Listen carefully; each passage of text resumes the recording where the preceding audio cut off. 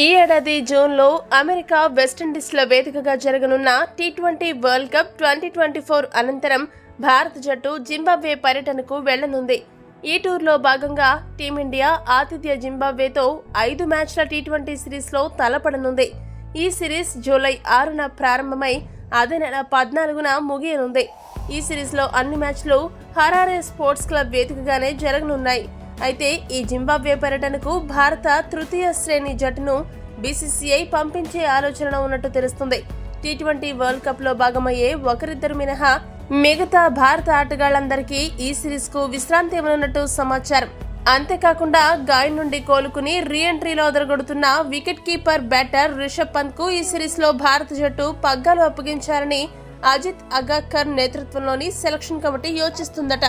కాగా Pant super form లో ఉన్నాడు.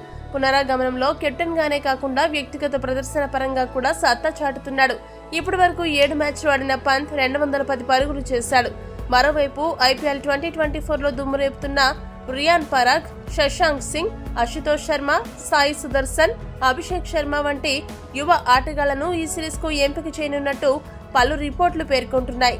వీరితో పాటు రుతురాజ్ గైక్వాడ్, సంజు సామ్సన్, శివం దుబే, హర్షదీప్ సింగ్, ముఖేష్ కుమార్ వంటి స్టార్ ఆటగాళ్లను సైతం జింబాబ్వే టూర్ కు పంపించనున్నట్టు వార్తలు వినిపిస్తున్నాయి. రిషబ్ పంత్ ను గనుక కెప్టెన్ గా ఎంపిక చేస్తే అది హార్దిక్ పాండ్యాకు భారీ ఎదురుదెబ్బనే చెప్పాలి. ఈ సిరీస్ లో పంత్ గనుక కెప్టెన్ గా సక్సెస్ అయితే టీ20 కెప్టెన్ గా హార్దిక్ కి భవిష్యత్తులో అవకాశం ఉండదని విశ్లేషకులు పేర్కొంటున్నారు. ఈ వీడియో గనుక మీకు నచ్చినట్లయితే లైక్, షేర్, కామెంట్ చేయండి. మరిన్ని స్పోర్ట్స్ అప్డేట్స్ కోసం మా ఛానల్ ని సబ్స్క్రైబ్ చేసుకోండి.